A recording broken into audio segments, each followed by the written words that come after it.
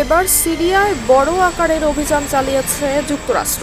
আন্তর্জাতিক সন্ত্রাসী গোষ্ঠী ইসলামিক স্টেটের বিরুদ্ধে মার্কিন বিমান বাহিনীর এই অভিযান 10 জানুয়ারি স্থানীয় সময় রাত 12:30 থেকে ভোর পর্যন্ত সিরিয়া জুড়ে আইএসের সঙ্গে সম্পর্কিত শতাধিক লক্ষ্যবস্তুতে আঘাত এনেছে দেশটি। সিরিয়ায় অপারেশন হকিয়া নামে মার্কিন সেনাবাহিনী যে সামরিক অভিযান শুরু করেছিল তারই অংশ হিসেবে পরিচালনা করা হচ্ছে এই মিশন।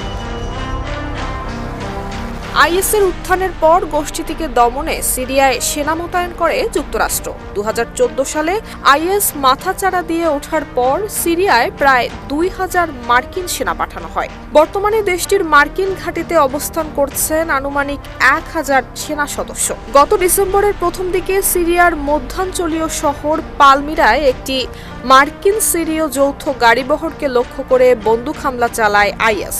ওই হামলায় ঘটনাস্থলেই নিহত হন 2 মার্কিন সেনা এবং তাদের এক দোভাষী।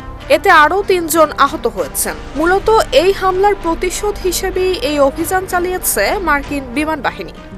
RICL TMX, যুগের পর যুগ স্থাপনা থাকে মজবুত।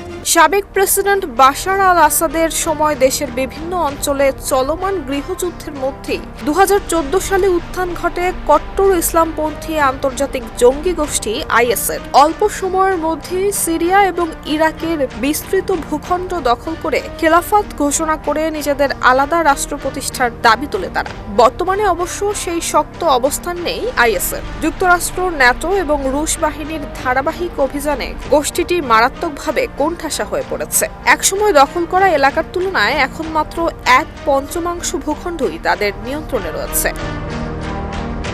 এই সীমিত এলাকাও দীর্ঘদিন ধরে রাখতে পারবে না আইএস, এমনটাই বলছেন আন্তর্জাতিক নিরাপত্তা এবং রাজনৈতিক বিশ্লেষকরা।